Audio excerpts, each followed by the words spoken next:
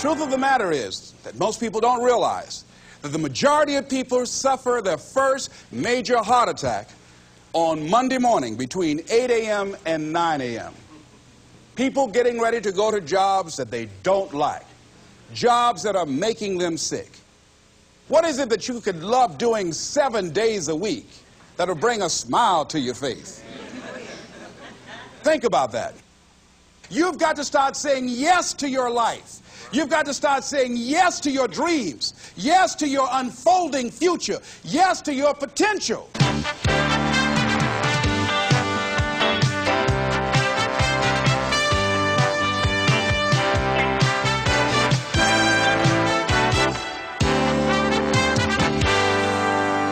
Les Brown's business is changing lives.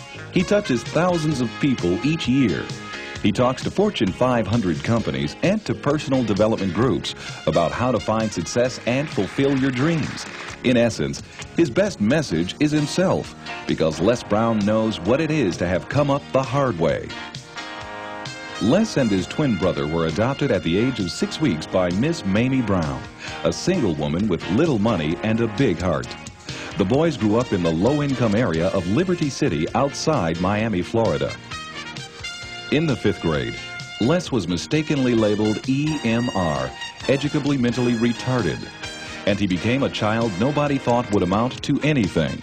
After making it through high school, Les set out to prove them wrong. He started on the radio, moved to Ohio, and made himself a local star as a fast-talking disc jockey. He soon became an influential community spokesman. Then he ran for the Ohio State Legislature, where he served 3 terms and became chairman of its Human Resources Committee. Les Brown is now a nationally acclaimed motivational speaker who's taught thousands of people the techniques he's used to overcome the obstacles he's faced in his own life.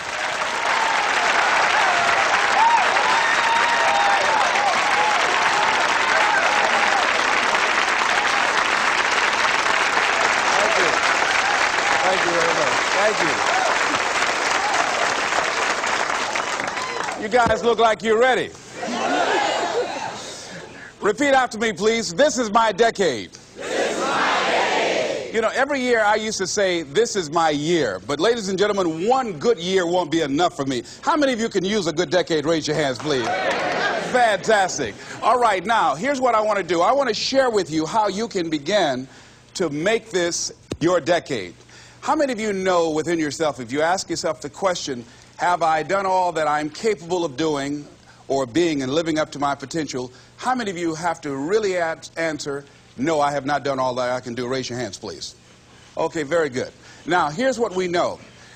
That people don't do what they know in life, but what they do is they operate within the context of the vision they have of themselves.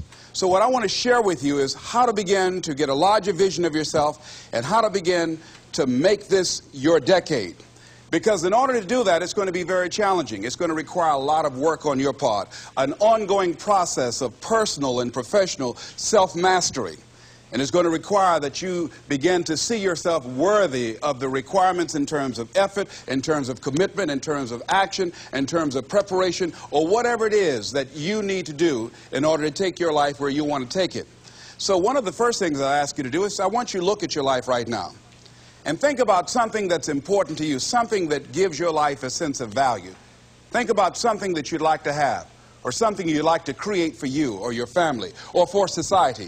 I want you to hold this thought in mind. Now, one of the first things I want you to do is don't worry about the inner conversation that you're going to have. Don't worry about how you're going to do it. That's going to come. You're going to develop a plan of action. You will find the way. You'll become the kind of person that can attract the people, the resources, and everything you need in order to make that become reality. But I want you to be mindful of your inner conversation. I remember once I was sitting in an audience, and Zig Ziglar, who I consider one of the greatest motivational speakers on the planet, he was giving a speech. And I was out in the audience, and I saw him going back and forth, and within myself I said, I'd like to do that. I can do that.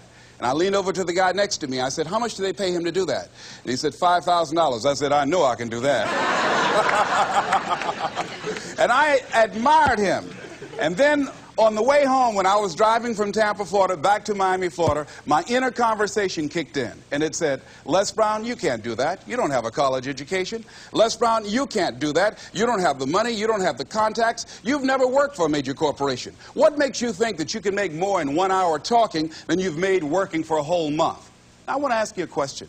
How many of you have ever thought about something you wanted to do, and you talked you out of it? Raise your hand, please. That inner conversation, ladies and gentlemen, is the reason that most people take their greatness, take their ideas to the graveyard with them. You know, the wealthiest place on the planet, a minister said recently, and it was so true, is not the gold mines in the various areas of the world or the diamond mines. The wealthiest place on the planet is the graveyard. Because in the graveyard, we will find inventions that we never, ever were exposed to. Ideas, dreams that never became reality, hopes and aspirations that were never acted upon. Because most people allow that inner conversation, for whatever reason, to keep them from ever pursuing their goals. So let us begin to look at what's required in order to make this our decade. Why is it that most people don't ever reach their goals or live up to their true potential? One is fear. And there are only two kinds of fears that we're born with.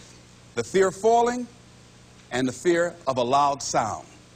All other fears we learn, like the fear of failure. The next is the fear of success. That's one of the major challenges I had to deal with. I was working on a major project, and after it began to grow and it was extremely successful, I panicked and I walked away from it and gave it to someone else because I didn't believe that I could handle it. The other thing that keeps most people from reaching their goals is that a lot of people become comfortable. They stop growing. They stop wanting anything. They become satisfied.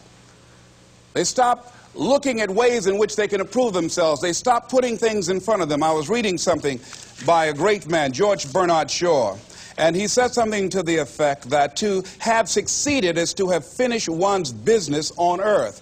Like the male spider who is killed by the female spider the moment he has succeeded in his courtship. And he goes on to say, I like a state of continual becoming with a goal in front and not behind.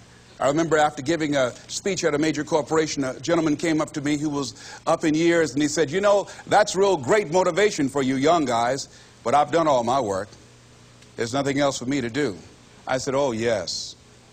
You've got a lot to give. You have a lot to offer. The fact that you're still here means that your business is not through yet. The other thing that keeps us from reaching our goal is not feeling worthy. That's where a lot of people get stuck. Because, see, when you don't feel worthy of your goal, you will begin to unconsciously engage in self-destructive behavior, like procrastinating, constantly putting things off, squandering your time, and that's what life is made of. Something else that keeps us from reaching our goal, and that is many times because we spend so much time complaining and blaming everybody or everything. I'm reminded of a friend of mine who talked about the fact that one day he was walking by this house and some people were sitting on a porch, and there was a dog on the porch, and this dog was just moaning and groaning. So he was curious, and he asked the owner, he said, why is this dog moaning and groaning? And the owner said, because he's laying on a nail. He said, well, why doesn't he get off? He said, it's not hurting bad enough for him to get off.